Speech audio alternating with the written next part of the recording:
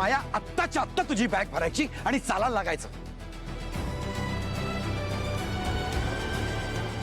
माया, माया,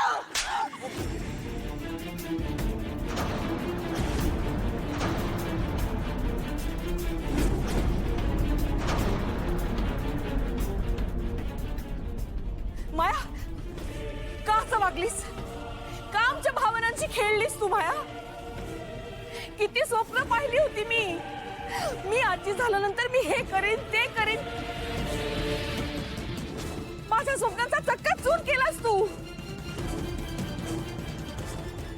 का का केलास असं? का खोटं बोललीस तू? आत्या, तुला जे काही विचारायचं असेल ना तिला घराबाहेर घेऊन जाऊन विचार. कारण की यापुढे माया या घरात राहणार नाही. नाही नाही अथर्व, ती अशी घर सोडून नाही जाऊ शकत. माया, मला माहिती आहे तू हे मुद्दाम केलेलं नाहीयेस. काहीतरी असणार म्हणून तिने असं सगळं म्हटलेलं असेल. ती सांगेल, ती खरं सांगेल. सांग माया, तू घाबरू नको. मी ट्रस्ट करतो तुझ्यावरती. मी आहे तुझ्यासोबत. सांग. हो हो, मी बोलले खोटं. बोलले मी खोटं माझ्या स्वार्थासाठी. कारण जेव्हापासून मी या घरात आले तेव्हापासून माझ्यावर असलेल्या आरोपांमुळे तुमच्या सगळ्यांच्या मनात माझ्याबद्दल इतका द्वेष आहे, इतका तिरस्कार आहे, इतकी असूया आहे आणि मला नको आहे ते.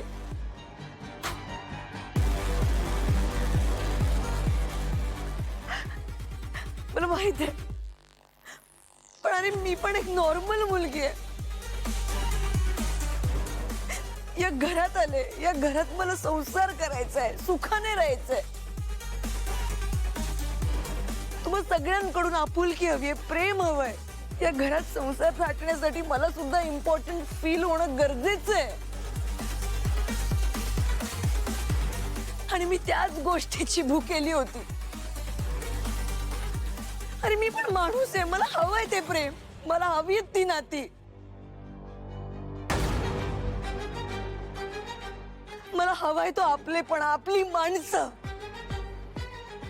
फक्त या कारणासाठी मी हे सगळं नाटक केलं.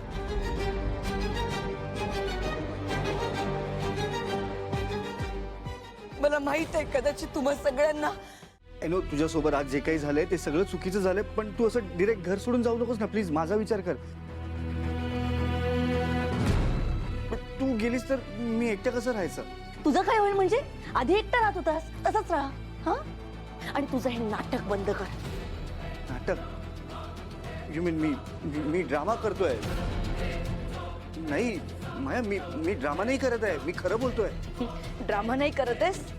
मग का मला सगळ्यांसमोर एकटं पाडलंस? आणि तू म्हणतोस ना तुला माझी काळजी आहे. मग ती काळजी असती ना तर सगळ्यांसमोर माझ्यासाठी स्टँड घेतला असता. माया, कसं आहे ना, असं चिडून डायरेक्ट घर सोडून जाऊ नकोस का? आपण काहीतरी काढूया ना, सोल्युशन काढूया आपण. काय सोल्युशन आहे? काय सोल्युशन आहे ह्याचं?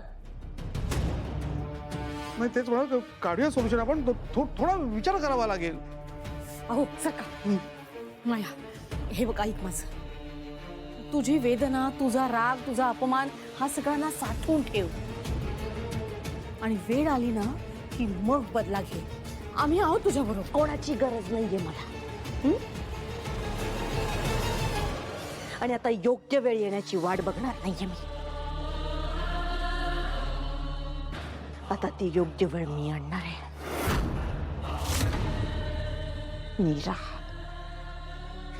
आता मी तुला सोडणार नाही. I am sorry. सॉरी का? तू बस इकडे 1 मिनिट. काय झालं? बस.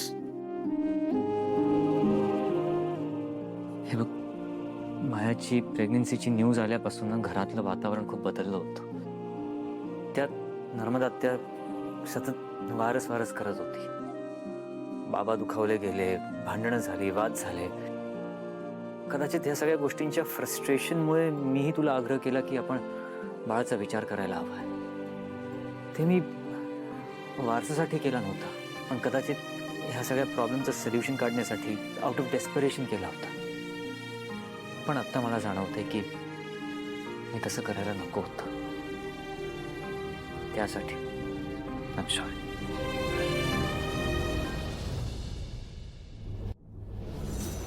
वेदाचे बाबा, हे बघा, मी तुमच्यावर कधीच रागवले नाही, कारण मला माहिती आहे मला दुखावण्याच्या हेतूने तुम्ही कधीच काही करणार नाहीत. पण एक गोष्ट सांगू, वारस हा फक्त मुलगा असतो असं नाहीये. वारस तो असतो जो आपल्या घराचे संस्कार, नात्यांची किंमत आणि माणुसकी घेऊन पुढे जातो. आणि तुम्हाला माहितीये का, मला खात्री आहे आपली वेदा हे खूप छान प्रकारे सांभाळू शकेल. मीरा, मी कॉन्फिडेंटली बोलू शकतो की माझी खरी संपत्ती तू आणि वेदा.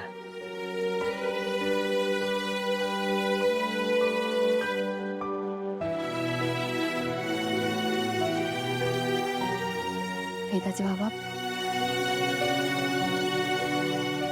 हे बघा, मी तेव्हाही तुम्हाला म्हणाले होते, काही करू नका. गोष्टी वेळ आल्यावर स्वतःहून उलगडतात.